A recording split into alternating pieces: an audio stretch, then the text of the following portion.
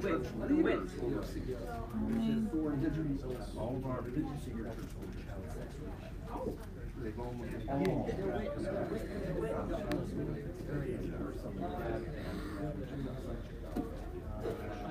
Why isn't it working?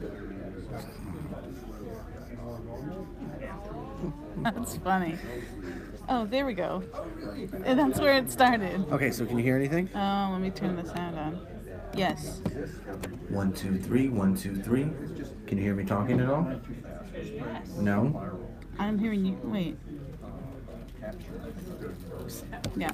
Okay, and it sounds good? That sounds good, yeah. All right, there we go. You're set up then. Excellent. Should I pause it till they'll sit down? Probably. You can do whatever you need. These people are blocked by this. Everybody, I'll stand up. Jordy.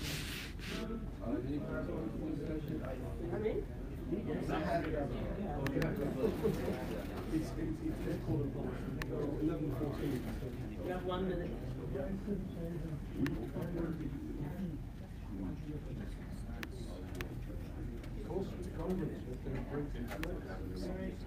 We're already streaming, so.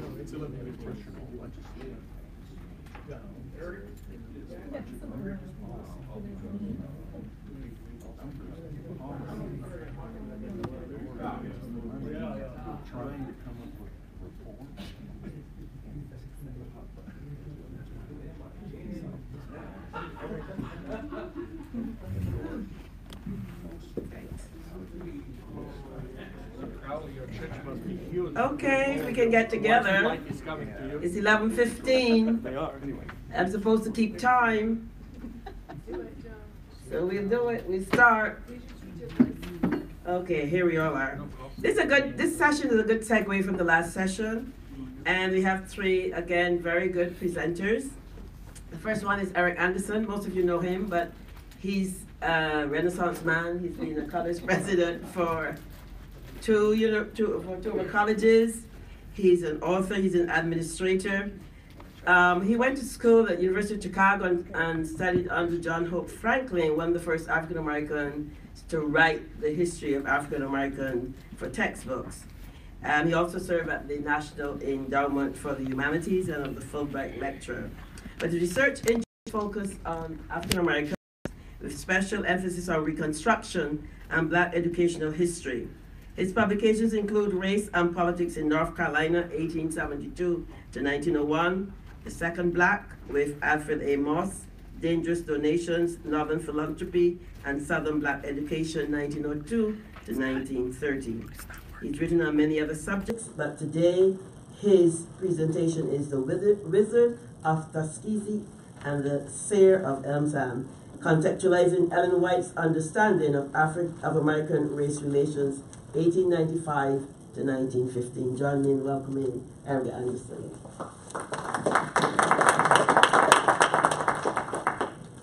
Well, I may be getting a little rusty at this. As Joan indicated, I wandered out of scholarship for a few years. Or to use the language of Star Wars, I went over to the dark side. I had a colleague at Pacific Union College who argued that, well, he called it the doctrine of the two heavens. He said there was a separate heaven for administrators because they had to do so many tough and nasty things in the course of their work, they couldn't get into the regular one. I don't know if that's true. I would conclude that historians' meetings, I think I can say this, John, historians' meetings are more interesting than educational administrators' meetings. Consumers of historical writing, including thoughtful general readers and perceptive college students, must wonder why historians so often change their minds. These consumers cannot help but recognize dramatic shifts in the reputation of major historical figures, even when no statues are pulled down or new faces engraved on the currency. Consider, for example, those readers who found under the Christmas tree Ron Chernauer's massive new biography of Ulysses S. Grant. And I know some here in this room did get that book for Christmas. They're now learning that the old interpretation of the Civil War hero as an unsubtle military butcher and an incompetent president has now been superseded. Grant was a better general and a wiser political leader than our teachers taught us. Of course, as scholars of 19th century America know, Chernauer's assessment of Grant is hardly revolutionary. Indeed, his elegant and powerful biography is the culmination of many years of academic reevaluation, based both on more complete evidence and new assumptions, especially involving Reconstruction. As novel as his conclusions may sound to lay readers, the new view of Grant has been developing for 40 or 50 years. In a similar way, historians have for a long time been rehabilitating Booker T. Washington.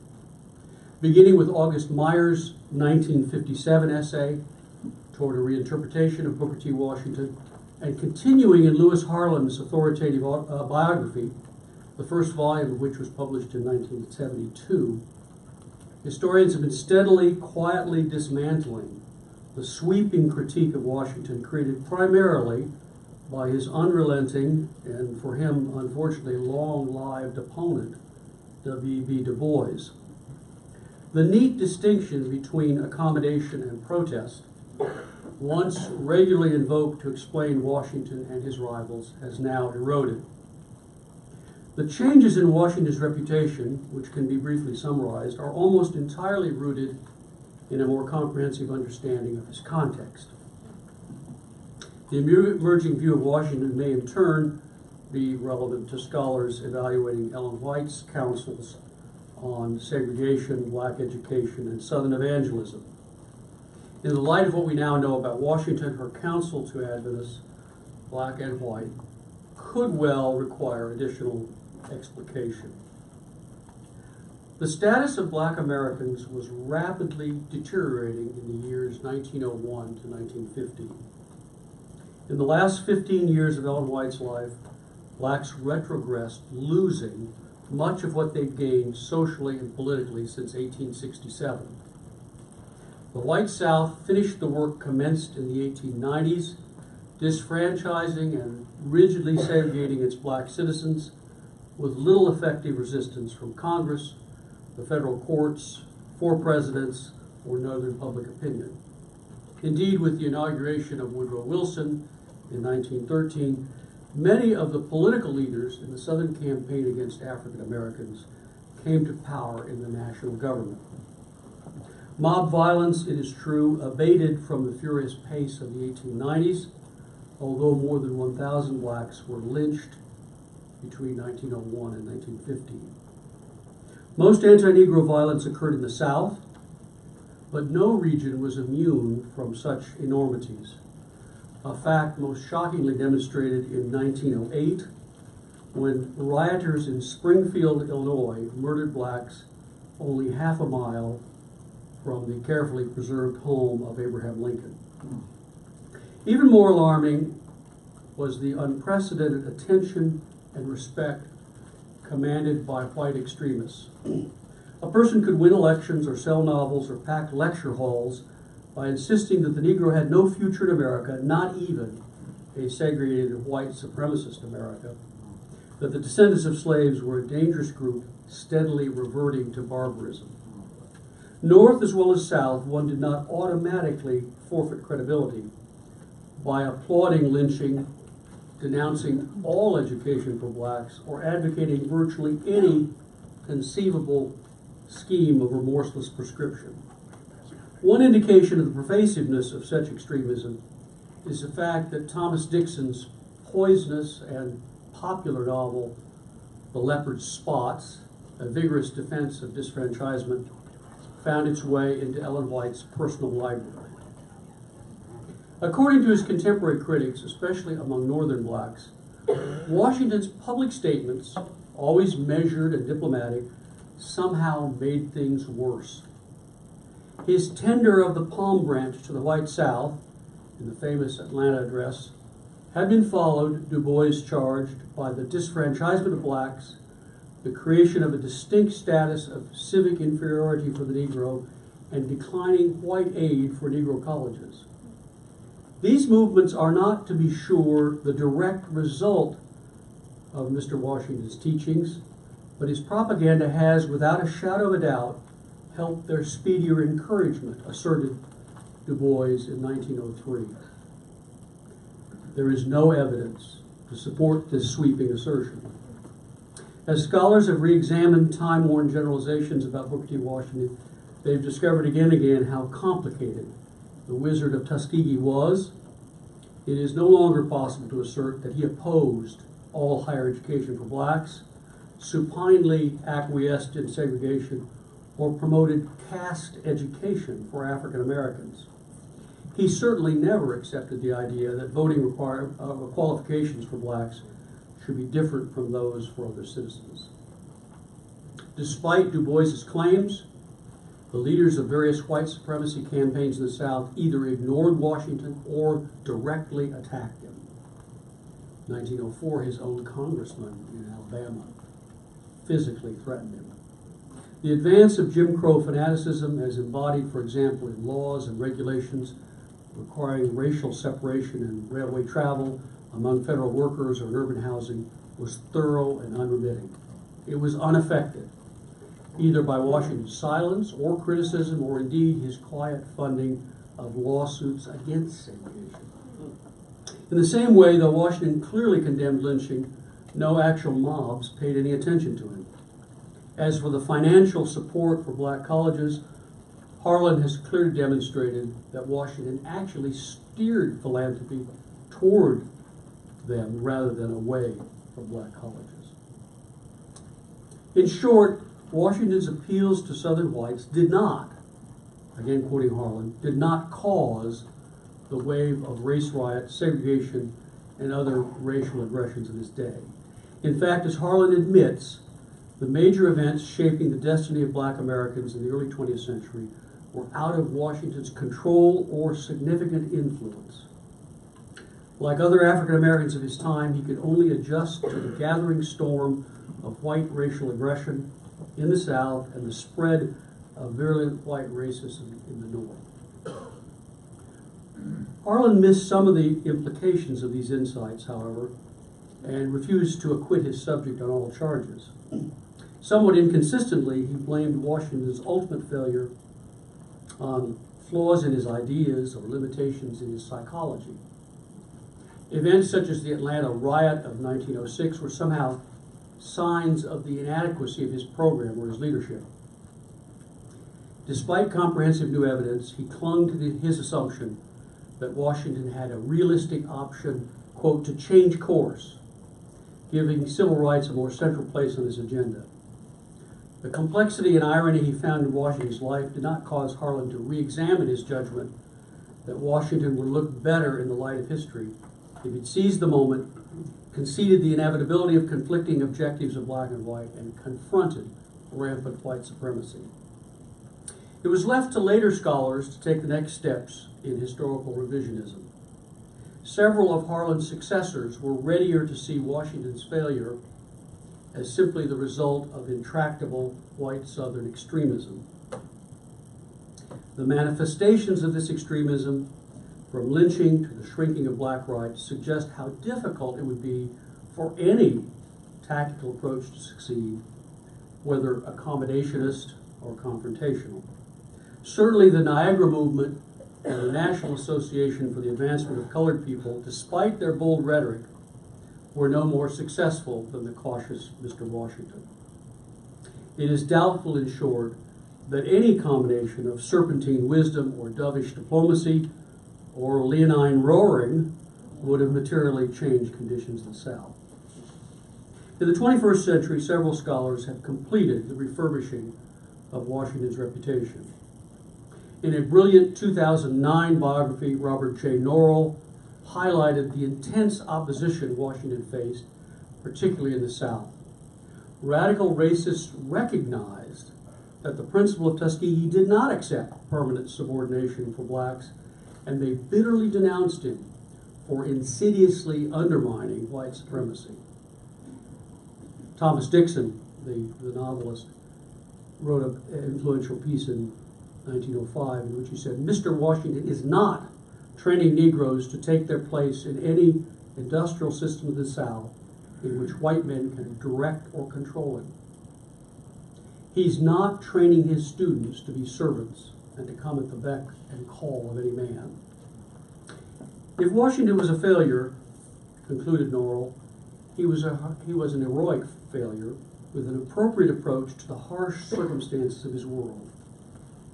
The survival and growth of black education after 1915 and the dramatic economic progress of African Americans after 1939 were to some degree belated vindication for Washington's ideals, according to Norrell.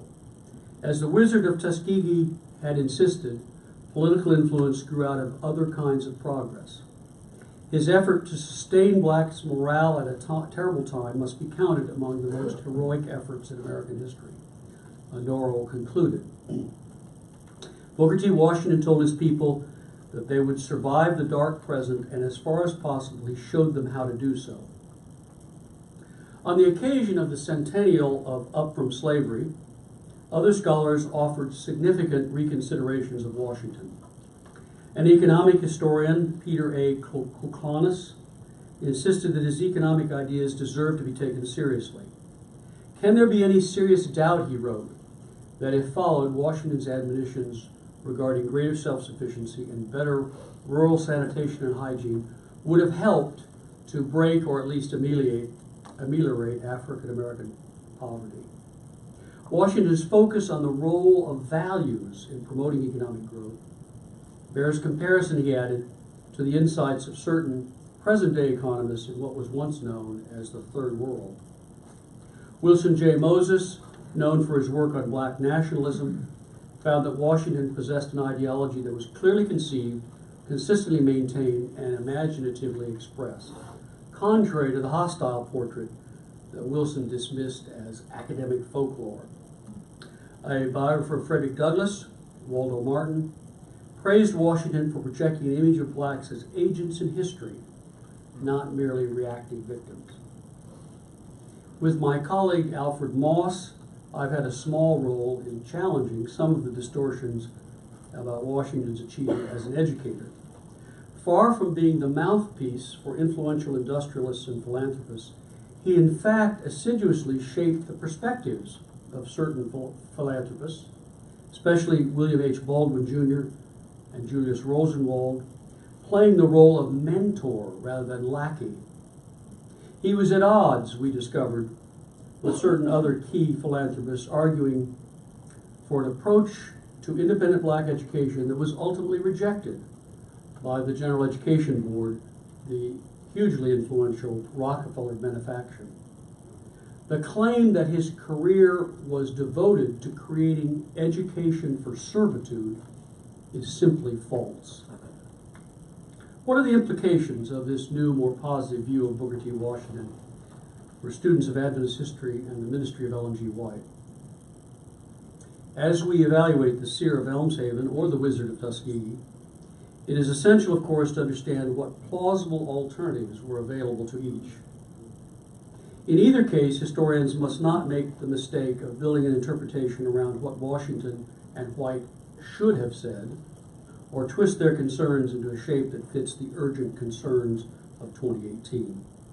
Ellen White, ever the preacher of an imminent second coming, cannot be reincarnated as a conventional apostle of the social gospel, any more than the author of Up From Slavery can be transformed into an iconoclast who thinks that the American dream has only succeeded at the expense of black folk.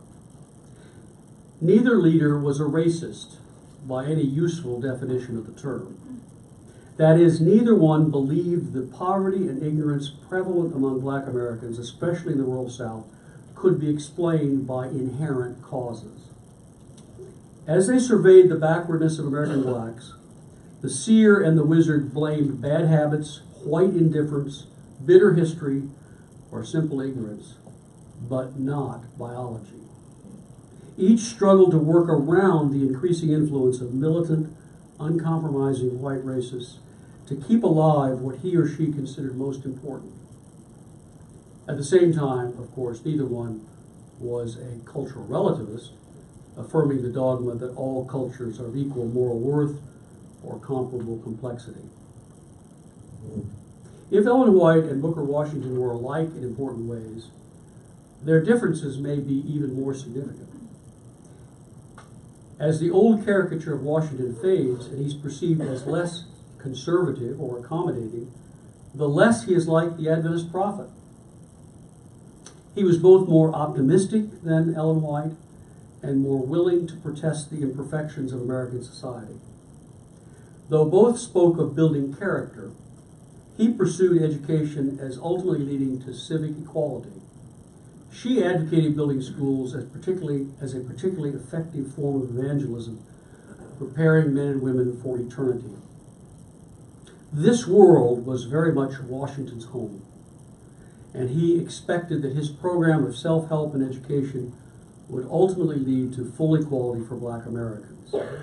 Thus, in private, he could tell the most militant northern defenders of black rights, the fact is, all of us are aiming at the same thing. We may be pursuing different methods, trying to reach the same goal by different roads. As far as I can tell, Ellen White did not expect improvement, even in the long term. She did not prophesy large-scale black migration out of the South, nor envision an ultimate end of segregation and disfranchisement so dominant in her day. Instead, she expected the radical white racism of her day to grow stronger as the Spirit of God was withdrawn from the world. In this respect, she did not foresee the future as accurately as the Wizard of Tuskegee. But her prophetic ministry was primarily focused on the immediate responsibility of believers, not prediction. She always condemned the spirit of caste, affirming that he who is closely connected to Christ is lifted above prejudice of color or class, or caste, I should say. At the same time, she wished to avoid any misstep that would prevent Adventists from evangelizing the white majority. She strongly supported evangelism and institution building for blacks, despite the efforts, as she put it, of the powers of hell to prevent proclamation of the last message of mercy among the colored people. Her approach might be compared to the strategy of Adventist leaders in the 1970s, who hid their deep anti-communism to protect the limited maneuvering room of believers living in the Soviet Empire. No editorials praising Alexander Solzhenitsyn appeared in the Adventist Review. It may be too soon to see all the implications for Adventist history of this emerging view of Washington. Continuing research on the growth of Black Adventism by Douglas Morgan and others will no doubt suggest additional questions.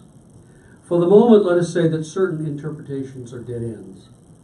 It will not be useful to force Ellen White's ideas and work into irrelevant categories, such as trying to locate her in the complex and much misunderstood rivalry between Washington and Du Bois. It is just as unprofitable to evaluate her by the standards of 2018, anachronistically evaluating her ideas on matters such as interracial marriage by today's definitions of toleration, diversity, and open-mindedness. Fortunately, Ellen White's racial counsels are less threatening, less subject to abuse by non-historians than 50 years ago, when Roy Branson and his student Ron Graybill set out to show the critical importance of historical context in applying apparently contradictory admonitions. And I should say that when Ron started working on this 50 years ago, he was 12 years old.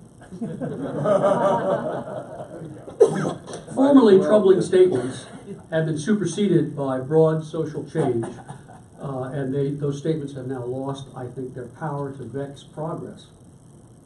No credible voices within Adventism would now think of citing Ellen White to prove, for instance, that black believers should be excluded from white majority congregations, or that a black minister should only serve congregations that are exclusively African American, with no possibility of assuming a general leadership role, such as we've seen in our own time as Union Conference president.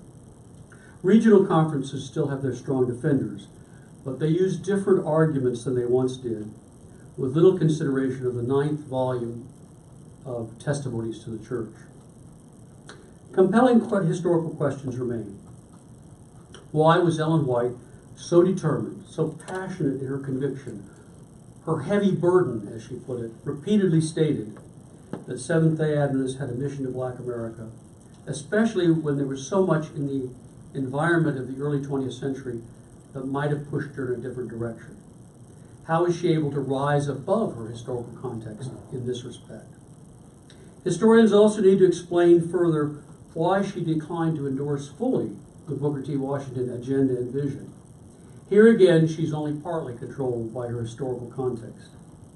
Though her belief in manual arts, good hygiene, character training, and practical education resembled the Tuskegee philosophy, it had different roots, apparently, and assumptions independent of Washington's teachings. The contrast may be as important as the similarities. One wonders if John Harvey Kellogg and A.T. Jones had remained in the Adventist fold, whether collaboration with Washington and his more secular approach to these issues would have been easier and more complete. Certainly we would distort history if we dismissed Washington as a mere opportunist, a willing tool of white radical racists, or assert that white simply capitulated to the conventional wisdom of her time. In their own distinctive ways, the Wizard of Tuskegee and the Seer of Elmshaven have better records on American race relations than their harshest detractors have recognized.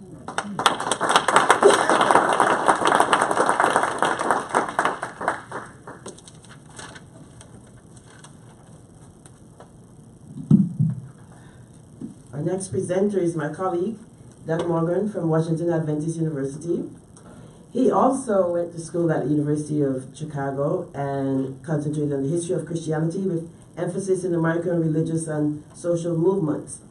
He published a dissertation on the Adventism and the American Republic in 2001. He also published Louis C. Sheaf, Apostle to Black America. His latest scholarly publication is a chapter in the book Ellen Harmon White, American Prophet. He also helped found Adventist Peace Fellowship, and he worked with a group of us on Sabbath in Africa. Currently, he is serving as the North American Regional Editor for the forthcoming Encyclopedia of Seventh-day Adventists. And so we're very pleased that he is here, and he's going to talk about James Howard and the rise of Adventism as an African-American religious alternative, 1896 to 1919. Join me in welcoming Dr. Morgan.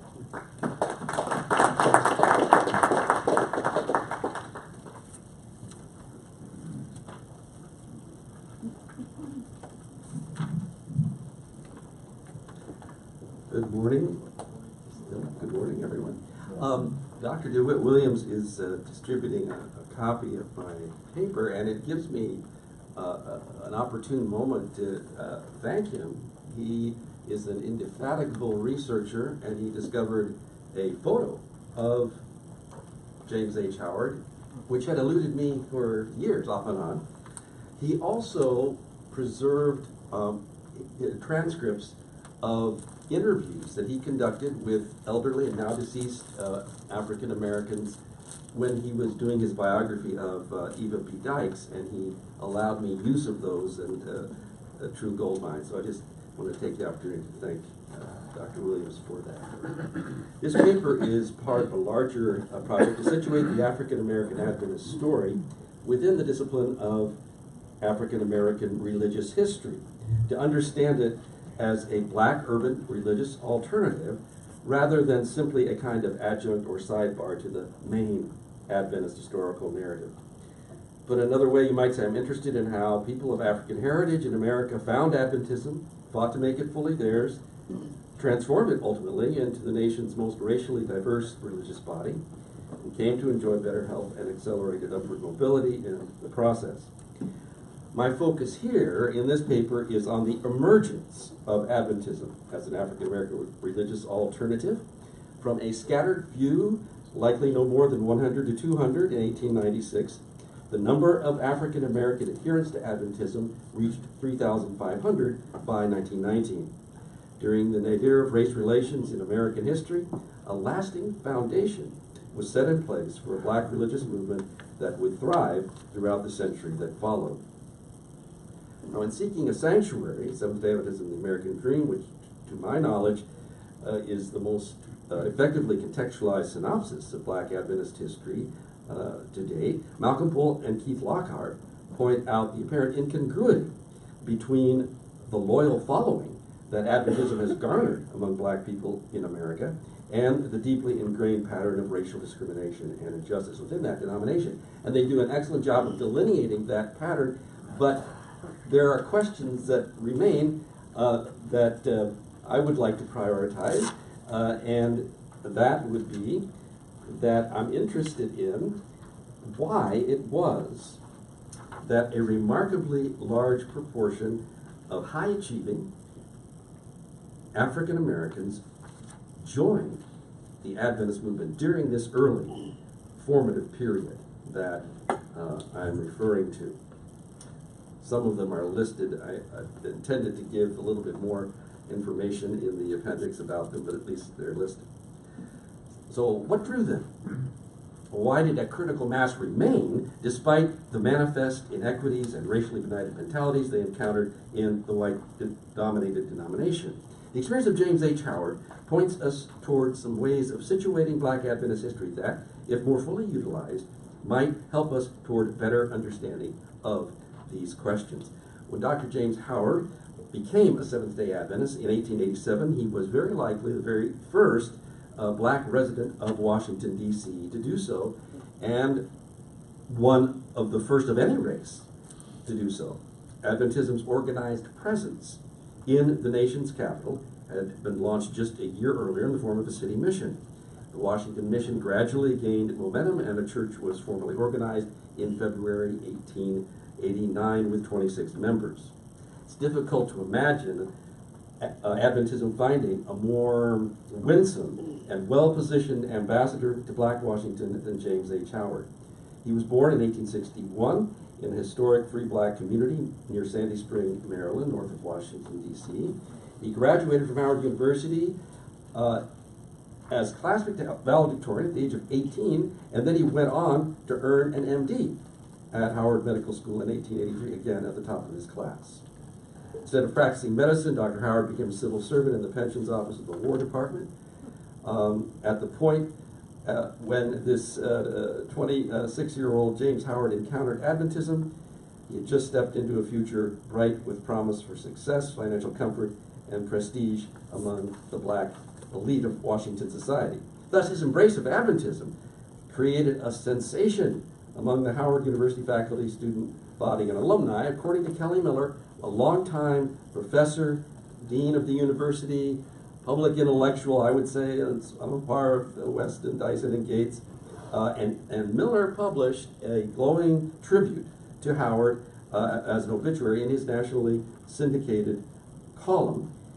And he concluded this tribute by saying, this is someone who had been at Howard for decades, "I know of no alumnus of Howard University who, by reason of intelligence, character, devotion, and a consecrated sense of duty, deserves to rank higher in the estimation and esteem of his alma mater than this unpretentious man of God, Howard of Howard." So why? Why would a man of James Howard's caliber embrace an obscure, often ridiculed, new religious movement with no more than 30,000 adherents worldwide, almost entirely unknown among black Americans, without a single congregation in the nation's capital? Well, we have 8 letters written from Dr. Howard to Adventist church leaders, and there are references to them in other letters and articles here and there. And there are 3 crisis points that I would highlight that help us get a sense for some clues from James H. Howard that might help us understand the questions that I raised. I would just say at the outset, I think that first and foremost, in answer to the question, what drew James Howard? Well, the letters simply indicate that Adventism's radical biblicism struck a deeply responsive chord. The word purely, over and over in his correspondence. In Adventism, he felt that he saw an unalloyed purity of biblical truth and a commitment to living it without compromise for the sake of popularity, comfort, or any achievement of any other end. Our great desire is that the truth, the character, and the glory of the Lord be revealed purely, he wrote in 1903. He experienced his first crisis in his quest to uphold purity in the social practice of Adventism just 2 years after his conversion. In the October 29, 1889 issue of the Review and Herald, he read with dismay a report by Robert M. Kilgore about a camp meeting and institute for church workers held in Nashville, Tennessee. Kilgore was superintendent of Adventism's nascent work in the South, and he attributed the low turnout for the meetings to the refusal of the local people to attend, even though they were interested in what the Adventists were saying, but they would not attend because they saw so many black people there in attendance. And so Kilgore wrote of the impracticability of defying the color line in the church's work in the South, and he proposed that the next General Conference consider adoption of a policy to govern the church's Southern mission accordingly. Well, Dr. Howard wrote in protest to the General Conference President, O.A. Olson, and he insisted that the inclusion of some from full and equal participation in church fellowship on account of race contradicted the pure gospel principle, and he rejected the notion that such a policy could be justified on the grounds of expediency. Dr. Howard warned the church president that if we compromise with this worldly hatred that Americans call prejudice, while professing to have the love of Christ in our hearts, to have the purest light of the gospel, to be looking for the early advent of the Savior, and to be keeping the commandments, Adventists would be considered the most pronounced hypocrites of all professing Christians. In his earliest associations with the movement, Dr. Howard had experienced a fellowship unconstrained by racial barriers, congruent with his understanding of Adventism's eschatological vocation as a prophetic minority. Now, he did not stake his convictions about the truth of Adventism on how well the church performed in race relations, but no matter how fervent his own enthusiasm, he could not be, and he very strongly made this point, he couldn't be an effective advocate for the faith in Washington's black community if he didn't have something positive to report. In response to the inevitable question, are your people as hypocritical as the rest of the churches on the race question, he added, for the first 2 years he had been happily able to respond in the negative because I've had so much confidence in our church and their faithfulness to the principles of Christ. So Howard's perspective here thus suggests a second feature that attracted him and presumably other black people to Adventism. It gave promise of succeeding where American Christianity had historically failed by applying the gospel remedy to the nation's original sin. But now the damaging review article had gutted the assurance of Dr. Howard's testimony, and he says now, I hesitate. I'm not really sure what the actual policy is. All right, despite these troubling developments, Dr. Howard did not lose hope that Adventism would rise to the remarkable opportunity that had been opened for the movement to reach black America. The purity of the church here, that's the local congregation there in Washington, speaks for itself on this question, he affirms, again, the year's 1889. More fundamentally, his faith that God's will would ultimately prevail in his last day church seemed unshakable. And new reasons for hope also helped Dr. Howard to absorb the blow inflicted by the disillusioning recognition of the gap between the principles and practice in Adventism. Though already a believer in the prophetic ministry of Ellen White as a gift of the Holy Spirit to the church, his confidence in the gift as a means by which God would enable his church to overcome its racial sins would soon receive a powerful boost. Now, I say church there, I say in the larger sense. He thinks his Washington community is just about pure already, I think. Anyway, in an address to a spring meeting of church leaders in 1891, which was put in the pamphlet form of the title, Our Duty to the Colored People, Ellen White declared in forceful and repeated terms racial equality and inclusion to be principles of the gospel. So Dr. Howard could hardly have hoped for a more ringing affirmation. By the way, W.C. White, I think it's mentioned there in the notes, made sure that he got a copy, even though this pamphlet was only distributed, limited to leaders and wasn't really promoted or anything. Anyway, he could hardly hope for a better ringing, or more ringing affirmation, because not only the general principles, but the prophet specifically repudiated the color line policy that Kilgore had gone on to propose at the 1889 General Conference session.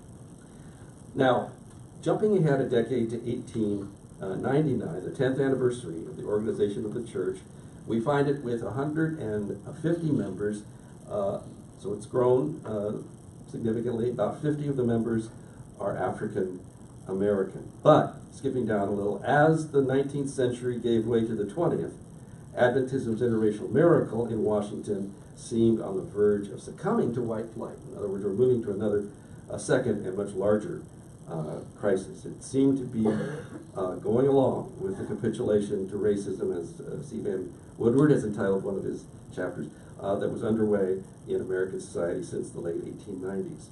So after a 12-year hiatus, at least based on what's preserved, Dr. Howard resumed his correspondence with Adventist leaders, but this time with a noticeably sharper tone, a boldness and almost fierce urgency, reflecting a dramatic new set of circumstances. The second crisis would be far more consequential and agonizing precisely because it would also be a moment of exhilarating opportunity beyond what he could have even anticipated. Adventists were thrust into the limelight of a stage that was both the national capital, but also the capital of Black America in terms of population and cultural influence. Now, background to that, just briefly, this opportunity I refer to comes with the decision of A.G. Daniels. There's a lot of background that I'm sort of compressing here, but anyway, in 1902, Daniels, the newly elected General Conference leader, put General Conference support behind a major evangelistic effort in Washington with 2 evangelists, 1 black, 1 white. The plan was to conduct separate tent meetings during that summer that then, in tandem with the division of the racially integrated Washington church, would eventuate in 2 viable congregations, 1 white and 1 black. Daniels had visited Washington in 1901. He saw all of the great prestigious black churches. I mean, that's one thing, in addition to just the challenge of defying social norms, and he said, we can do great. We can have lots of members of both races if we accommodate racial segregation.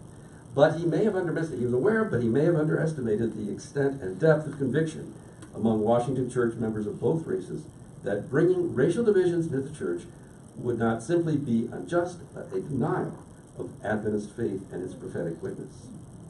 Now, the black evangelist, Lewis C. Sheath, had an impact that also defied Daniels and just about everyone else's calculations. He was a former Baptist preacher. He joined the Adventist cause in 1896, and he came to Washington, quoting now from the Colored American newspaper, funded by Booker T. Washington, preached with a persuasive eloquence and convincing logic that had awakened this sated city among the whites and blacks to the impulses of a higher and truer Christian life. And other newspapers, too, took note, including the Washington Post, which was not friendly to black people generally at that point. Suddenly, an Adventist evangelist was a citywide phenomenon. Again, low point of post-emancipation race relations, only months after the mere presence of Booker T. Washington at dinner with President Roosevelt sparked national controversy. Sheath presented the gospel in a way that drew both races into the same audience less than 2 miles from the White House. And a minority, but a substantial minority of people baptized into this effort were white. So on a much larger scale than Dr. Howard suggested a dozen years before, the opportunity stood wide open for Adventism to present in the nation's capital and beyond the pure gospel in both precept and practice, quoting Howard, authenticated by a consistent repudiation of the color line, such as was almost nowhere else to be found. And then, incredibly, from Dr. Howard's perspective anyway, the opportunity generated by Sheath's evangelistic success was sabotaged when the General Conference leadership insisted on carrying out the division of the church along racial lines in September 1902, just at the conclusion of this marvelously successful evangelistic campaign. The event received coverage in all of the Washington papers. It even made the New York Times, a few pages in, but still, it got attention everywhere. James H. Howard's highest spiritual aspiration, a prophetic minority faithful where American Christendom at large had fallen, its witness now amplified to a longing world, was being frustrated on the cusp of realization. The division of the church had caused many who had gained a favorable impression of Adventism to now reappraise. These included Calvin Chase, who was influential editor of the Washington Bee newspaper, African-American newspaper. Chase, he liked Sheaf, and he delighted in the way Sheaf showed up the weaknesses of the established clergy. He let the lampoon that. But then the news that the Adventists would divide their congregation by race prompted him to comment, even in this new religious organization, the spirit of caste is being fostered and perpetuated. Every option of American Christianity partakes the venom of the parent tree, race, prejudice. So, after showing initial signs of promise and overcoming America's original sin, Adventism seemed to have ended up failing just like all the others. Dr. Howard, though, felt that all was not lost. So this now comes back to his fervent pleas to Daniels and Ellen White for a remedial action that could salvage at least some substantial benefit from the opportunity that had been raised by Sheaf's evangelism. And he said, let's bring in a white evangelist for 1903. Let them work together. Let them show the principles of true principles of race relations, and then bring those of both races together. Those who are willing to have part in such a gospel exemplification. Adventists still had a chance to provide that exemplification. He insisted that church leaders would do the right thing. Well, Daniels did not do what Dr. Howard wanted, but concomitant with the move now of the denominational headquarters, a lot of things coming together, to the Washington area in the summer of 1903, Daniels gets close to Sheaf and gives him warm, strong support for continued evangelism, but wants him to focus on the African American community. And these efforts lead to formation of the People's Seventh-day Adventist Church in December 1903. So now you have 3 churches in D.C. But the name was chosen to signal principled openness to all people. But in practice, this congregation was overwhelmingly black. Now, I would contend that a striking opportunity remained open in Washington for Adventism to take the forefront in applying the gospel to the nation's racial inequities, albeit in less pure form than Dr. Howard advocated. With reference to Dr. Henderson's paper, would be to embrace the Booker T. Washington agenda, but to really devote some resources to setting up high-quality institutions for education and healthcare that would showcase in the cultural center of Black America the transformative potential that the Adventist forte in holistic ministry and missionary work held for an oppressed people. That's what Sheaf envisioned. He was poised to lead it. He acquired a building and financed it with his congregation and with outside support, without a penny from the denomination. And it was sufficient to accommodate the initial stages of a school as well as the church. Yet during this critical window of opportunity, the denomination revealed its priorities in raising $150,000 for the new headquarters and the launch of Washington Training College and Washington Sanitarium, but appropriating exactly 0 to institutions that would serve African Americans. Now, this in itself would not have been totally catastrophic if it had not soon become clear that a de facto color line would firmly exclude African Americans both from the school and the sanitarium in Tacoma Park. All right, so we've got the 5-minute signal. Let's see what we can do here in compressing things. But this leads to a third crisis because Sheaf's People's Church withdraws from denominational connection and becomes independent. And now the first church hangs in the balance. And if First Church had joined the People's Church in this, quote, secession movement, approximately 20% of the African American membership would have been lost. So Dr. Howard now is key. He's very influential. And so they have a meeting at the First Church to try to settle what their congregation will do. And it's interesting, this is preserved in the A.G. Daniels files, a document that says, Dr. Howard spoke these words, March 30, 1907. Dr. Howard says, no condition brought about by the errors of our conference brethren would justify Brother Sheaf in taking the extreme position that he did. Don't separate from the cause. So a move to independence on the part of First Church was thus averted, although conflict between the congregation and denominational leadership did not settle down until a year and a half later, when a testimony from Ellen White finally spoke directly to the racial turmoil in Washington, D.C. Once again, the influence of Dr. Howard was critical in keeping the First Church in the denominational fold, even though it meant accepting the Prophet's counsel for a much greater degree of accommodation to racist social norms than the doctor had previously been willing to countenance. We'll come back to that briefly. But the position that Dr. Howard took sort of anticipates what the majority of African American Adventists would do in the subsequent decades, even though there was much controversy and pressure to go one way or the other. All right, so coming now back to the question of why did they remain? The questions have been why were they attracted, why did they remain despite these manifest inequities? Well, James Howard was a self-respecting black man intensely dedicated to the well-being of his oppressed race. He was also an American who made a career of federal government service. But to race and nationality, he added Adventism as a third source of identity that took priority over rather than fusing easily with the other two. I am more a Seventh-day Adventist than a colored man, he testified during that 1888-1890 crisis. So I suggest that Adventism conferred upon him an identity that gripped him deeply and could not easily be shaken. And so,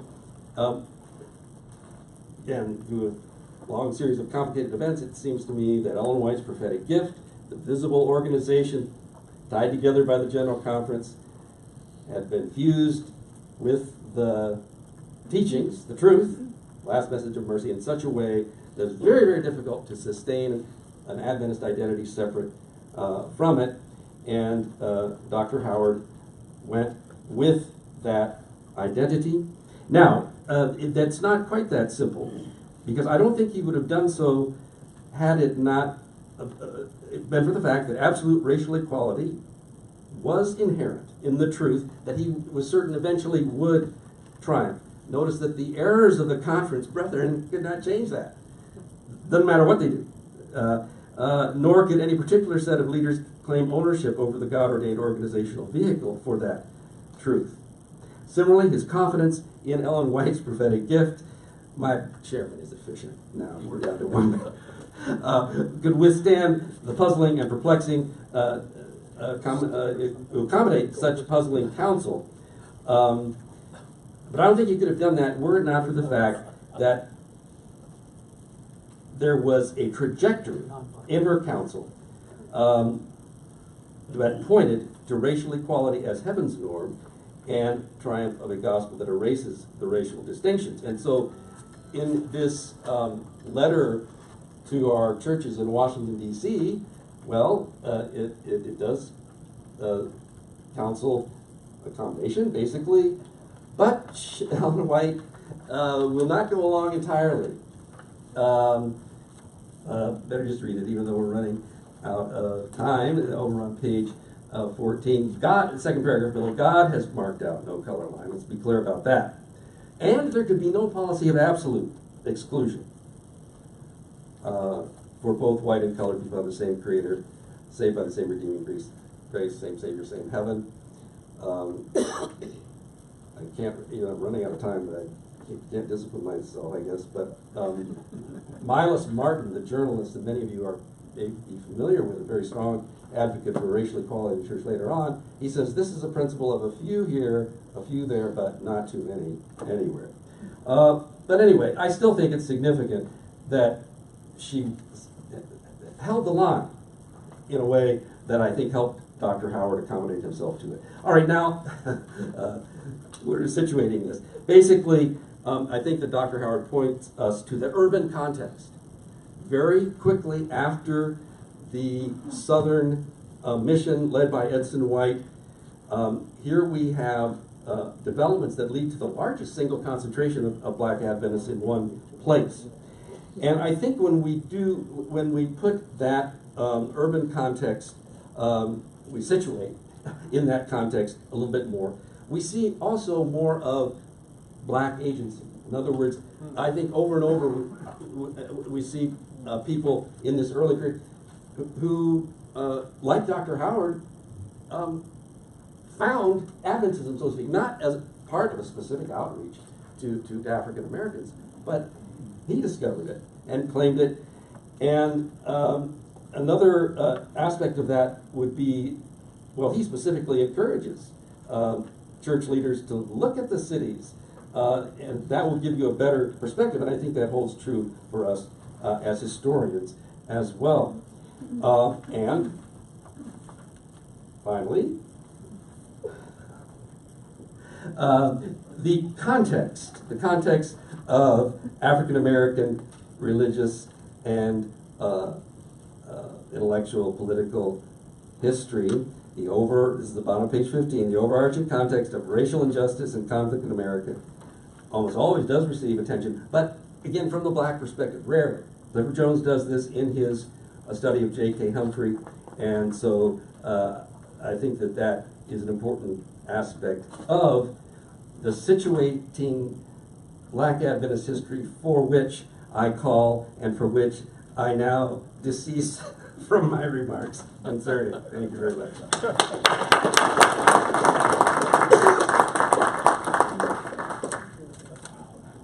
Well, I gave him the 2 minutes from Erik's presentation. Okay, our next presenter is no stranger to most of you, DeWitt Williams.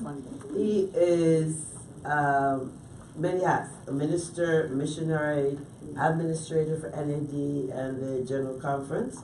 He's worked for 46 years before he retired early, I guess. Retired as Director of Health Ministries for the North American Division. He's traveled extensively with 50 states, more than 100 countries, lecturing about health and faith. He has written or co-authored 9 books. His first, She Fulfilled the Impossible Dream, which tells the story of Eva B. Dykes, the first black woman in America to earn a PhD. And you see there's a footnote in Doug's paper about that too. He also has written a recent book, which is number 2, I didn't know this one, Precious Memories of Missionaries of Color, Volume 2. And his presentation today is going to take us into Adventism and Ethiopianism. So join me in welcoming DeWitt Williams.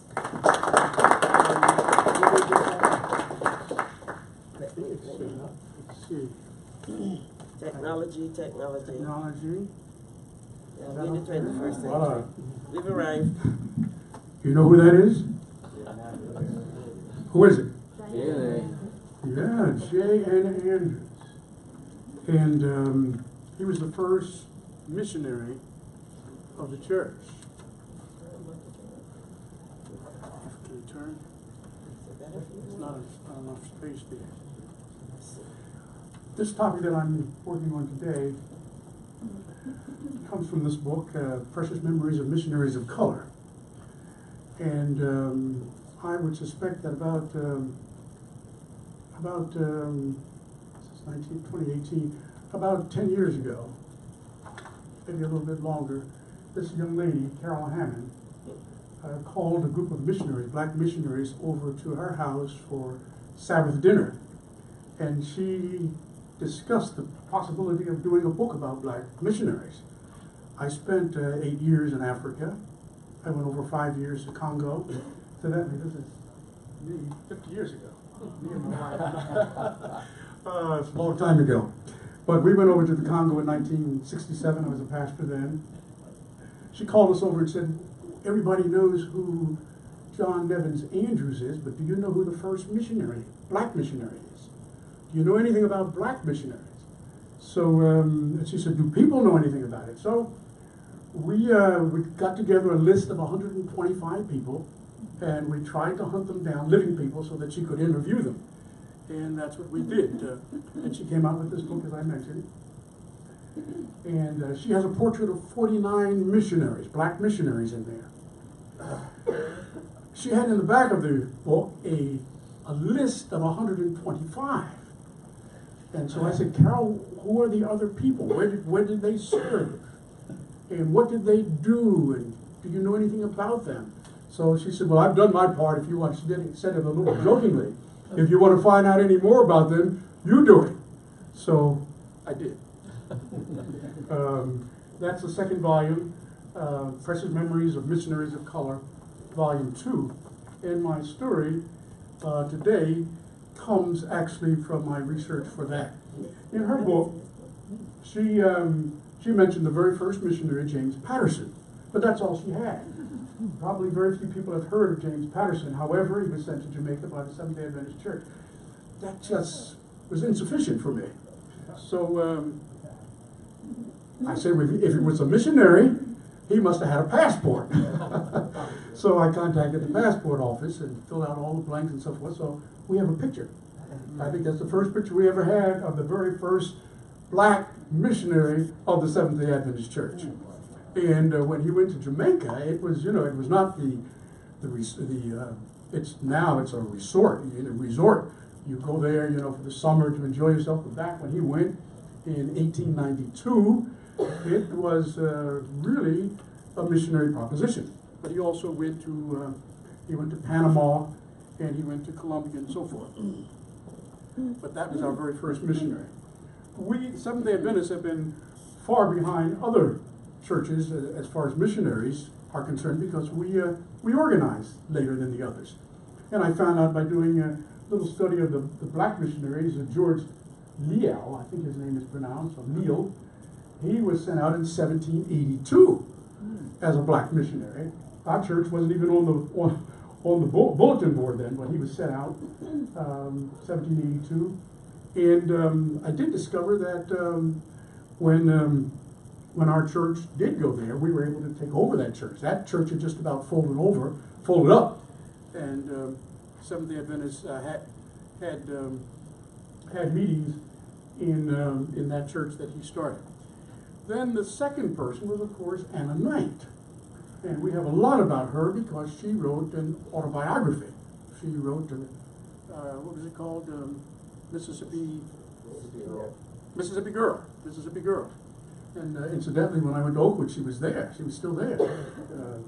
Anna Knight and Mother Cunningham would sit in the back, and if you got out of line, she always had a little umbrella or cane. And if the boys lingered too long, at that time we had separate sides. The boys sat on one side, and the girls on the other. Back in 1957, so she would tap you if you stayed a little too long on the girls' side. But then the third missionary, this is what I want to talk about today. And we didn't know much about Thomas Branch. And I want to thank David for digitizing the Adventist Review. That was a tremendous resource. Your predecessors, or the archives. And not only, you talked about yesterday about the story, telling the story. And I believe that. But now we're able to tell the story more fully, because we can go into places that we couldn't go to before. We can tell the story, and we can find details that we were not able to find before. So I want to thank Carol Hammond for starting the book project and that I was able to pick up. And I want to thank Dr. Brian Strayer. I'm not a historian. I just like digging around. And when I finally did get the manuscript together, I sent it to him, and he read it and gave me all kinds of admonitions and advice on how to get it correct. So I want to thank you for reading the manuscripts, all 3 or 4 of my books, and getting it grammatically correct, and giving me historical pointers. Okay, an unusual set of circumstances led the Adventist Church to send its first African American missionary, Thomas H. Branch, to the continent of Africa in 1902. The idea to send a non-white missionary to Nyasaland, and at that time, I don't know if you know Nyasaland. Nyasaland was British Central Africa, and it was Malawi. Today it's Malawi. And I forgot that you all are historians, so you probably know all of this. But this is Malawi, and we were sent, Blantyre is the capital, and Cholo is where the mission station, Plainfield Mission Station, was going to be set up, about 40 miles south of Blantyre. And you can see it's a landlocked country, Mozambique on the east, and part of the west there, in Zambia and Tanzania. But it was an amazing, the idea to send a non-white missionary to Nyasaland actually came from Joseph Booth, a maverick preacher and denominational hopper. He belonged to 7 denominations over his lifetime.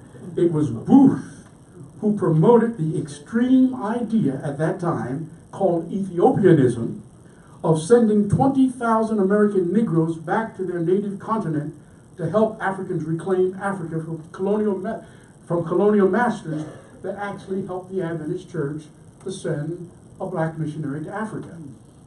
We apparently had not thought of that. That was not something, the first missionary, James Patterson, as I mentioned, he was a self-supporting missionary. He went out on his own, and he asked the church to help him for a while, and they loaned him some money, and he had to pay it back. He was a self-supporting missionary. I was a little bit surprised when they asked him to pay it back. But then Anna Knight, when she went over, you know, Anna Knight was an octoroon. She looked white, and octoroon, she had 1/8, they say, of white blood in her, and it was Dr. Harvey Kellogg who pushed for her to go to India. She went to India. But the Adventists had not looked to sending a black missionary to Africa. And if it had not been, you're giving me this? No. It was the land of Livingston, okay? Now I want to explain Ethiopianism a little bit. I wasn't so much familiar with that term, and as historians, you probably are familiar, but it was a new term for me. Ethiopia shall soon stretch out her hands unto God. Psalm 68:31. And under that text, the Ethiopian movement was a religious movement that began in southern Africa around 1880 and continued to about 1920 all over Africa. It began with these 2 groups that broke away from the Anglican and the Methodist Church. One of the main reasons for breaking away was that the parent denominations were perceived to be too much under European control, with not enough scope being given to African leadership. The use of the term Ethiopianism was enhanced when the Kingdom of Ethiopia defeated the Italians at the Battle of Adwa in 1896. The word therefore represented Africa's dignity and place in the divine dispensation, and provided a charter for free African churches and nations of the future.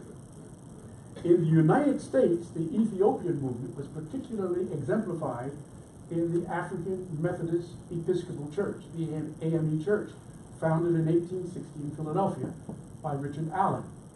Those who embraced the Ethiopian ideal often differed sharply on its specific meanings. These leaders included W.B. Du Bois, Paul Laurence Dunbar, Marcus Garvey, and others. And the term began to die out in the 50s and 60s. In the 60s, you hardly ever heard the term Ethiopianism. You usually heard nationalism or some other term different from that. So Adventists had known Joseph Booth only a few months when he gave an electrifying speech. Returning from Africa in 1901 as a Seventh-day Baptist, Booth went to Brooklyn, New York, in search of Seventh-day Adventists on the Sabbath day and found them in the hall. And he writes, "Here I met Elder Haskell and his wife. Haskell interviewed Booth and sent his report to the Foreign Mission Board, which invited Booth to meet with them in Battle Creek. They then invited him to the Lake Union Conference meeting in Chicago on March 29, 1902. Now, William Spicer, who was the secretary of the Foreign Mission Board, was greatly impressed with Booth's proposal to begin mission work in Nyasaland. Spicer recounts that meeting. He says, when Brother Joseph Booth, who had been carrying on industrial mission work under the First-day Baptists, accepted the Sabbath truth in Plainfield, New Jersey about 5 years ago, a private association of the Plainfield Friends sent him out to establish a Sabbath-keeping mission. They bought an estate of 2,000 acres with buildings and expected to make the mission partially self-supporting by coffee planting.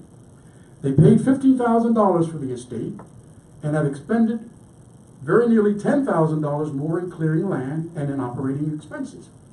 So the Seventh-day Baptists had already started working in Africa, in Nyasaland. They had purchased this 2,000-acre plot, called it the Plainfield Mission, and they had called Joseph Booth there to establish it. During these years, Brother Booth has felt drawn ever more decidedly to the Adventist position. And when he decided to stand with us, our Seventh-day Baptist brethren excuse me, were led to the position that about what they should do at the station. Although the Friends might undoubtedly have secured better terms from first-day societies, they preferred at a sacrifice to turn the mission over to us in order that the Sabbath standard, which they had unfurled, might remain and be carried on further yet into the interior. And so they offered the property to the Adventists for $4,000. So the Adventists were very excited about that. And let me mention that Brother Booth was an extremely excellent speaker. He told them how he was impressed. He had heard George James. I don't know if you know George James. He was the fiddler, the white missionary who had gone to Africa and played his fiddler. He was a professional musician, but somehow Joseph Booth heard him playing and talked with him and heard him talk about the Sabbath and about Seventh-day Adventists. So he was sold. He was ready to leave the Seventh-day Baptists. And so that's when he found Haskell. When Brother Booth met our brethren and told his story of Nyasaland, all felt that it was of God that we should enter the field. But the mission board had planned work which required all the funds available, and in our mission work we can only go as far as the Lord sends the means. So, big pardon? Okay. So the Lake Union Conference said, go ahead. This was at this meeting. And they said they voted their surplus funds, $500 to Nyasaland. And then they started talking about it. Everybody was excited about Nyasaland. And then they wrote an article in the union papers. And altogether, pledges of $7,000 came in for the enterprise. The board had within sight sufficient funds to get workers through the field. And then lastly, when they almost had enough, California sent the mission board the cheering message by wire, you can draw $2,000 today. Blessings upon Nyasaland. Thus we take ourselves, this is Spicer still talking, he says, thus we take upon ourselves a blessed ministry for the people of Nyasaland, the land of Livingston, with a clear sheet financially. Thanks be to the Lord for this. Now, as I say, they didn't know much about Joseph Booth. He had just come to them. They had only met him about 3 weeks. He gave this speech about how he wanted to leave the Baptists, the Seventh-day Baptists, to become the Seventh-day Adventists, and how he wanted to turn over these 2,000 acres to the Seventh-day Adventists. So it had a value of $25,000, and all they had to pay was $4,000. So the church was sold on it. Now, in the meantime, Now Booth was a Scottish person born in England, and he originally started out as a sheep herder in New Zealand and Australia, and then he heard the voice of God calling him to Africa, and he started out as a Unitarian. His father was a Unitarian. He grew up, and then he became a Baptist, and then he became a Seventh-day Baptist, then he became a Seventh-day Adventist. Then after he left us, which was not, his association with us was not long, he became a Jehovah's Witness. Then he became a Church of Christ. And then he helped found an Ethiopian-style religion, Kabbalah, which was a kind of a Jehovah's Witness, and he became that. So he was a very interesting character. But in 1897, he published a book. And when we were talking to him about going to Africa, we didn't know about this. But he had published a book called Africa for the Africans, in which he outlined a program for abolishing British colonialism. Booth believed in complete racial equality. Now this was in 1897. And for a white Scottish person to believe that was absolutely amazing. Booth believed in complete racial equality and felt that he was called by God to speak out against the inequalities that he observed in Africa. He set up 3 self-supporting industrial missions: the Zambezi Industrial Mission, the Nyasaland Industrial Mission, the Baptist Industrial Mission. Booth saw the industrial mission as a way to develop independence financially and educationally for the Africans. He recruited national workers to his mission by offering to pay higher salaries. He paid African workers 18 shillings per month, when the ordinary rate was 3 shillings, which greatly irritated all the other missionary groups there in Africa. And that's his book, Africa for the Africans. And I wanted you to notice here that he dedicates that. He said, first to Victoria, Queen of Great Britain, and he sent another letter a little later on. He wanted Queen Victoria to give Nyasaland, make it independent, give it to the Africans. He sent a letter, 21 years, he gave her time limit. 21 years, we want you to give Nyasaland to the Africans, to the people there. Second, he dedicated it to the British and all American Christians. And then lastly, he dedicated it to the Afro-American people of the United States of America. So he is planning to do a lot with that. Now this is what he believed. He believed, this is what the Ethiopianism comprised. He believed that colonialism deprived 200 million Africans of their birthright and had seized their property and permanently drained the wealth of Africa into European channels. I mentioned the petition that he wanted her to give it back in 21 years. Booth felt that if he laid this burden on the black people of America and the Caribbean, that a great number of them would return to Africa and help redress the centuries of injustices produced by colonialism. The most innovative and no doubt controversial part of Booth's proposal, which the Adventists didn't know about when they were talking to Booth, was that he felt that most of the Plainfield estate should be sold to African Americans in tiny little plots, smaller plots. Booth's proposal that a new organization, the African Protection and Repatriation Society, would, among other things, encourage immigration and the establishment of American Negro families on these small land grants. He ran advertisements in many prominent papers in America, inviting interested parties to join for a membership fee of $100 per year. And just before visiting the Adventists, Booth traveled to several eastern cities having large African American populations to try to gain support for this concept. In Atlanta, he visited Bishop Henry M. Turner, W.B. Du Bois.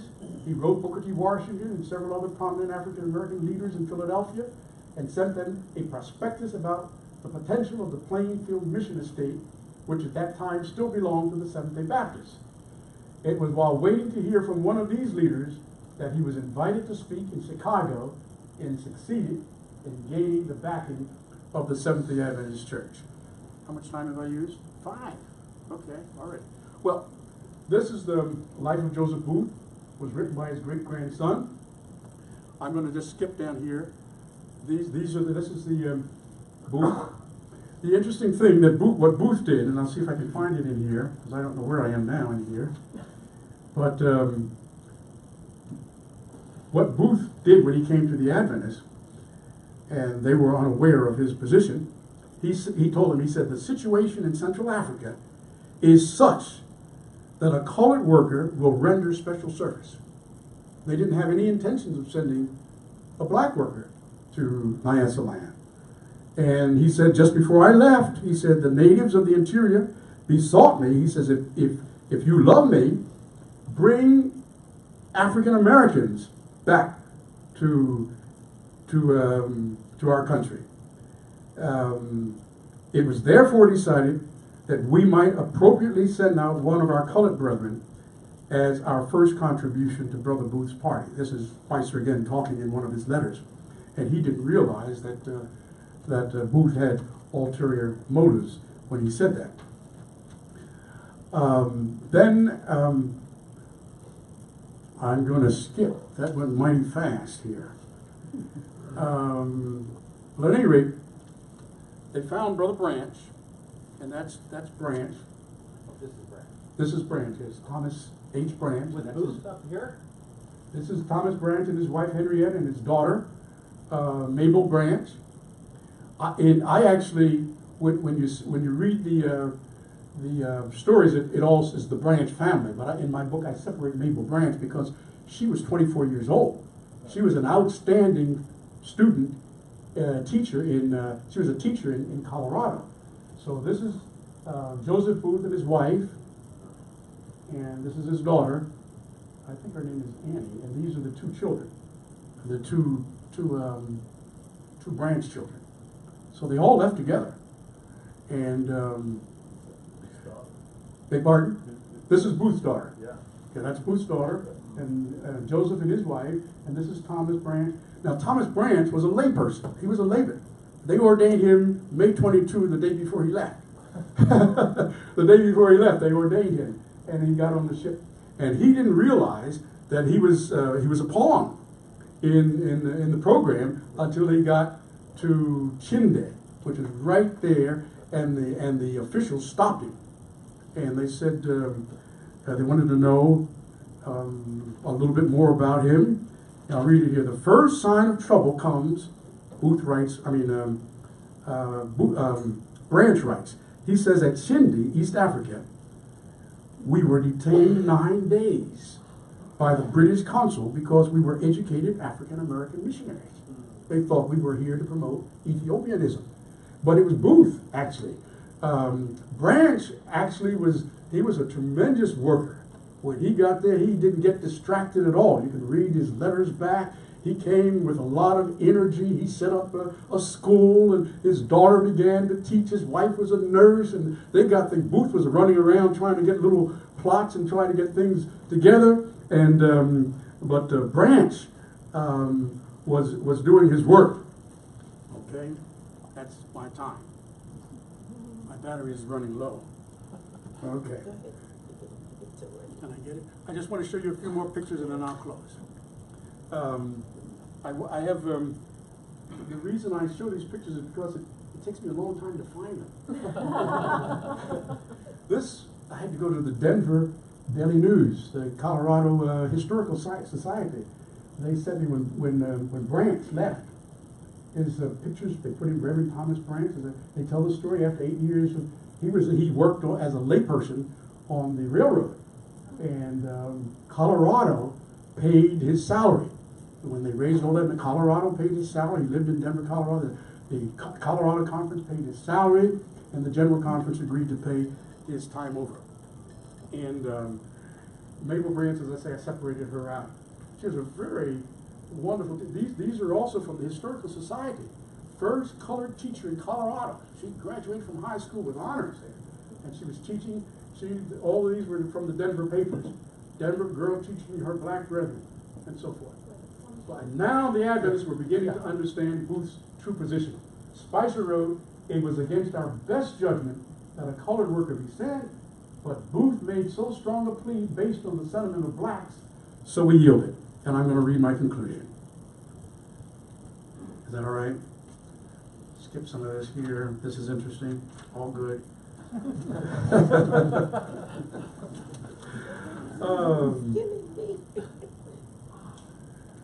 It's all good, people. You know, it was as I read this, my heart was torn a little bit for our church, because Booth went branch as a black worker. They wouldn't let him even stay in the hotels. None of the Adventists would accommodate him. When he came into South Africa, Booth had to put him in a hotel, and because no Seventh-day Adventist white people who lived there would take him in.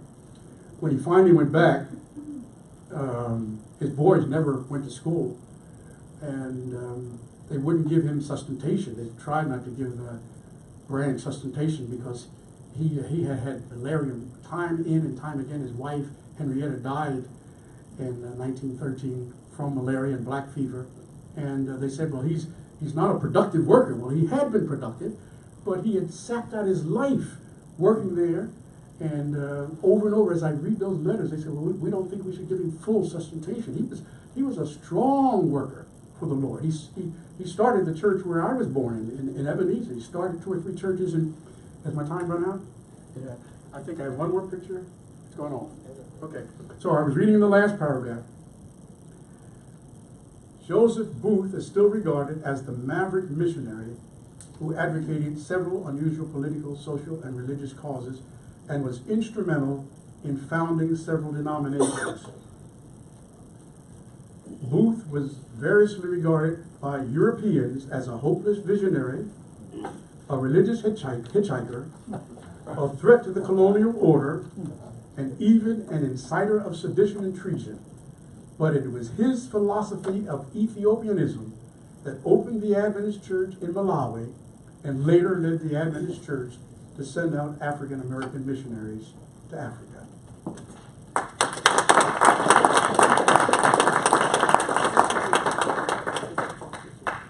Wonderful. Questions? Let's see the hands. Not all at one time. I want to thank thank all of you, right now Professor Anderson, for greatly enriching our. I always thought of Booker T. Washington as kind of a villain when I started at 12 years old. But I want to add a tiny tidbit to the mix here that, in my mind, has always helped to rehabilitate Ellen White somewhat too. Her statement in Testimonies, Volume 9, that the mingling of blacks and whites in social equality should by no means be encouraged. That is not what she wrote in her manuscript. She had a literary assistant, Clarence Chrysler, who was a Floridian and who had Floridian racial views. He took her manuscript. Now, she approved it, because she probably didn't know the loaded nature of that term. That was a code word for integration, social equality. What she wrote in her manuscript was the mingling of blacks and whites in free and easy association. It was a pragmatic, practical thing. It wasn't anything about equality. And then Chrysler changed that to social equality. Mrs. White wanted the book about Edson's work to be written in her own time, and she commissioned Chrysler and who was our historian, Spalding, to write it.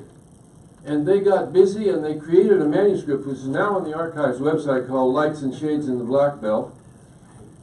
And Spalding took it down to the black ministers in the South, and they read some of it, and he got such an earful that he backed out of it, and they never did publish that book. Thank the Lord they never did publish it, because that book is full of racism in the attitude. I mean, paternalistic racism, shall we call it, and so on. But anyway, there's still more to be learned about Ellen White and her writings on this topic.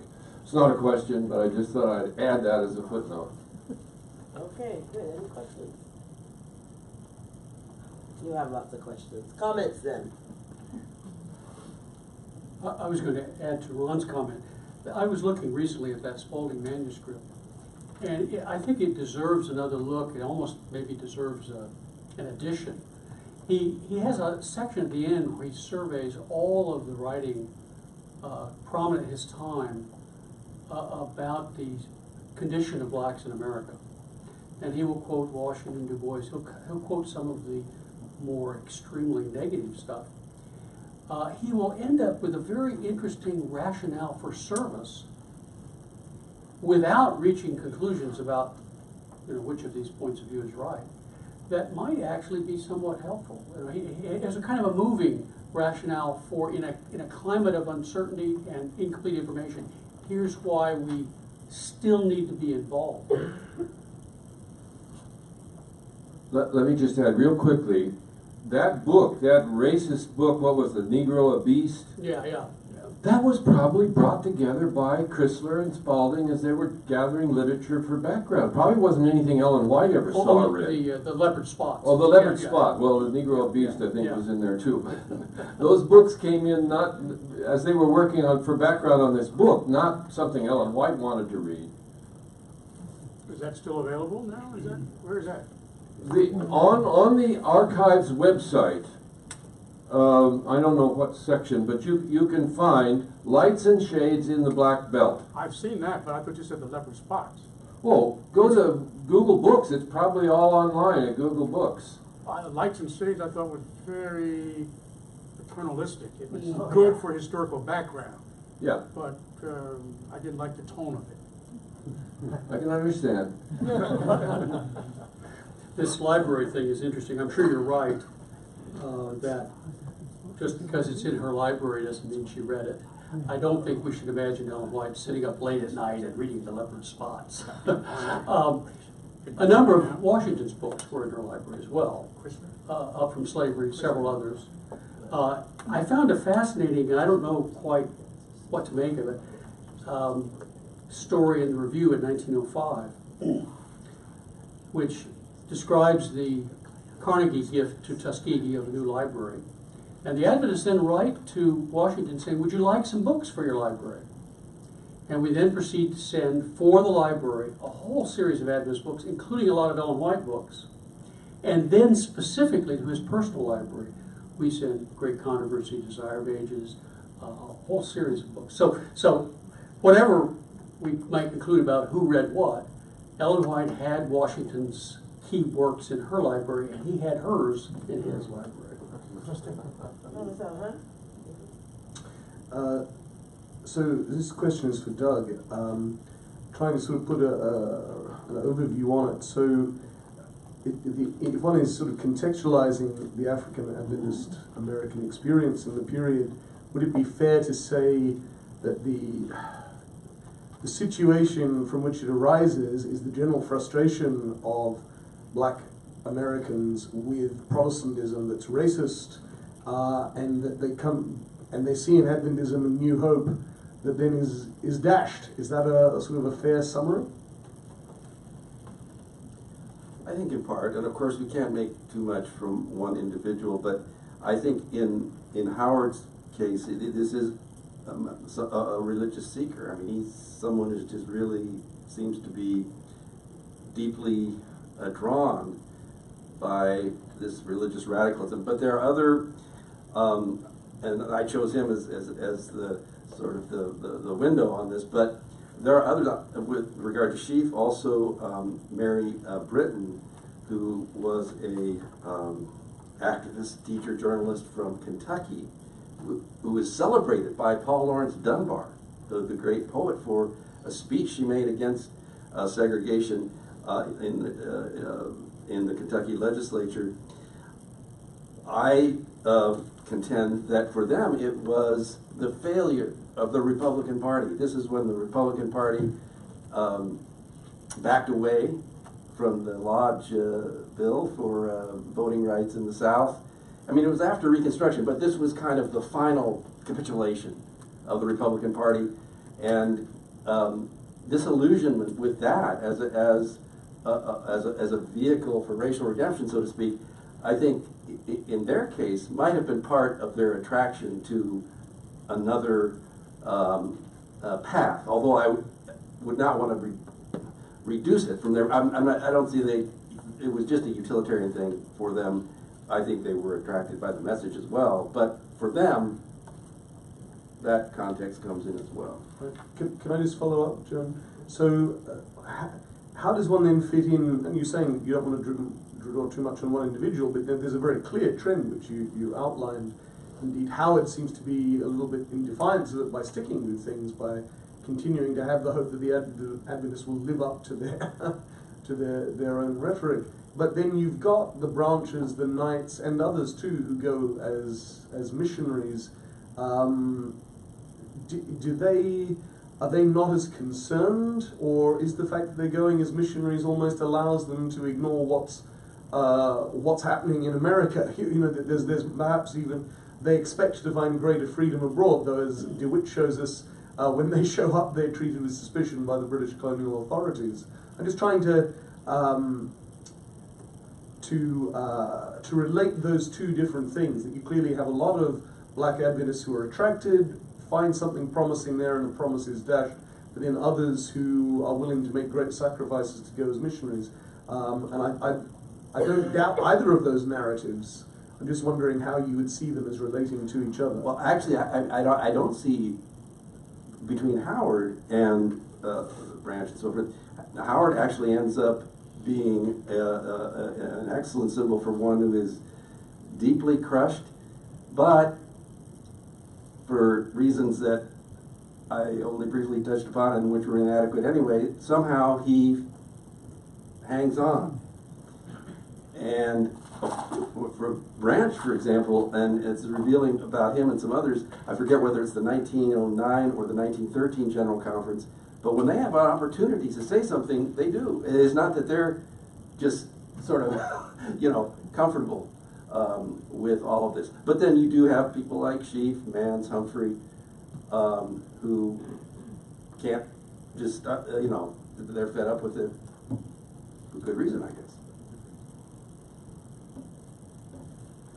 And continuing on that line of questioning with Dr. Morgan, not to sound too much like an attorney or anything, but I just want to read a sentence from your conclusion that I think lays out what you're trying to say. The contextual frames I propose reveal that forward-thinking, educated, professional African Americans deeply dedicated to the cause of their people saw in Adventism the promise of holistic racial redemption and took the initiative in claiming an identity that was both race transcending and race affirming. And I think that might kind of resolve the previous discussion, but I want to ask about that. What was it exactly that they saw in Adventism? Was it something in the culture, something in the teachings? And if you say teaching, something specific, or just that a people that radically committed to a pure version of the Bible should also be committed to racial reconciliation? Yes, thank you, David. Based on the textual evidence that I've discovered, what I see in Howard is more the religious seeker. But in the case of Sheaf, and probably both could be true of both, but in the case for Sheaf, I think it was the medical missionary work, it was education, health that he saw as the way forward for his people. When he went to the 1899 General Conference and they were discussing setting up more schools and trying to set up some little treatment rooms, sanitariums, whatever in the South, this is his first time, he waits a little bit, but finally he rises and says, I support this. And he says, Seventh-day Adventist people have a truth that can do more in this field, and he's talking about the Black South, than any other people, but we need to let it get a hold of us, words to that effect. So I think he had a vision, a more clear vision than is set forth, at least explicitly by Howard, that this is the way forward for black people. Any more? Oh, yes. I have a question for Dr. Morgan as well. I am wondering what relationship Dr. Howard saw between Adventism and Christianity, and particularly white Christianity, which had been used to support very racist ideologies up until that point, and then beyond that, of course. And so what made him, I think this kind of dovetails on some other questions as well that have been asked about your paper, but did he view Adventism as a sect of Christianity, as something completely separate and new? What was that relationship? That's the thing. I think that he viewed this as finally real Christianity, the gospel exemplification of, and of course, racial equality is key to that. So the concept of the remnant, the last message of mercy, but in more of a framework that includes this countercultural stand on race. According to his letters, and it rings true that there was only one church in Washington. It was a congregational church. I thought of that when Reggie Williams was talking about being a member of the United Church of Christ in Washington that had a racial integration of all of them. So when he sees that, that's I think it's not everything, but it signals to him, at last, here's a pure, restored, apostolic, true Christianity.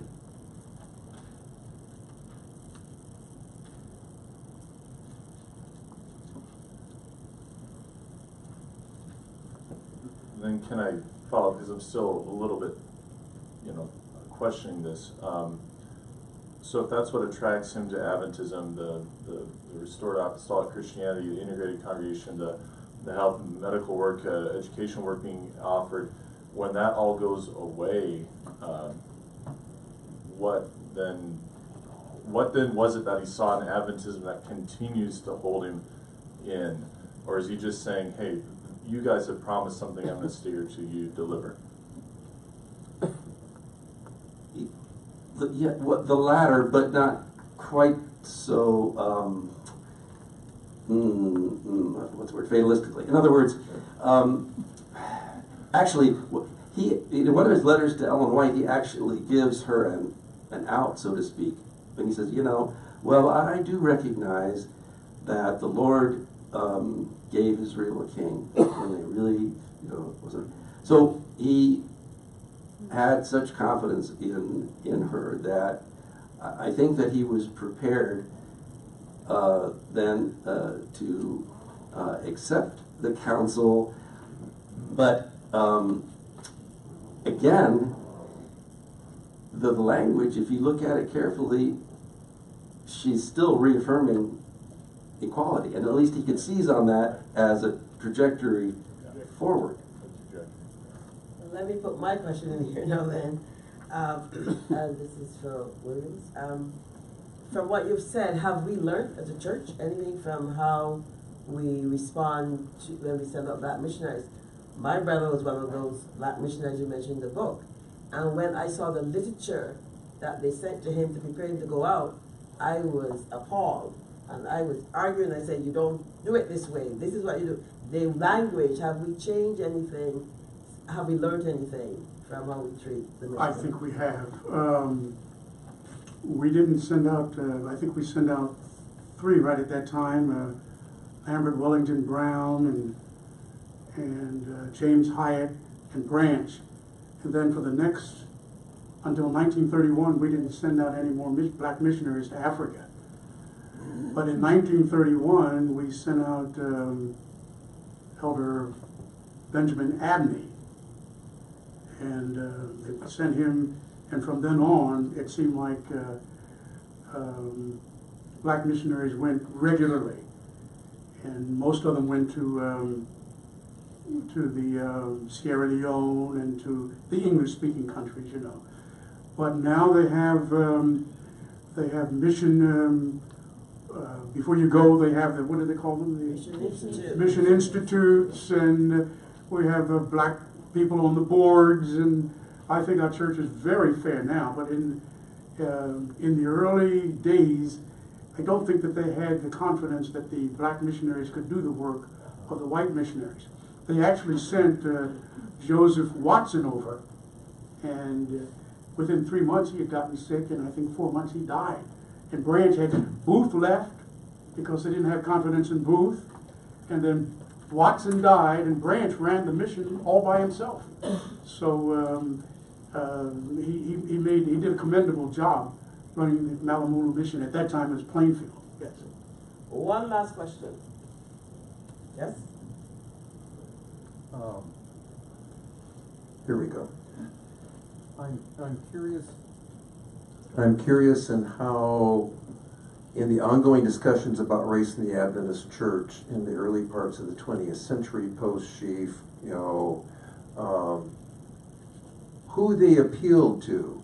In more recent discussions, the discussions about race relations have made strong appeals to Martin Luther King, you know, and a host of African American or African or black authors. Was there that same secular appeal in the discussions in the 20s and the 30s about race, or were they very internal? So what was the context and the situation that was borrowed from the secular or other ecclesiastical cultures that nourished our conversation or didn't? Well, I know the Booker T. Washington and Du Bois, you know, there was that conflict. And I think most of our white leaders liked Booker T. Washington. They liked that industrial, grow things and make things. But Du Bois was pushing, he said no, he didn't like that. And I think with most of the African Americans, we resounded more to Du Bois, you know, W.B. Du Bois, because we felt that the road forward was through the mind, not through the hand so much. So, and I'm thankful for a school like Oakwood that tried to combine them two. So, but we didn't have a lot of other people on the outside, in my opinion. Unfortunately, we have to stop there. I am happy that we had no flights, that we all stayed for it. But there is a need to do more research and to incorporate this aspect of our history into the general nature of history. Thank you again, and thank you, panel, for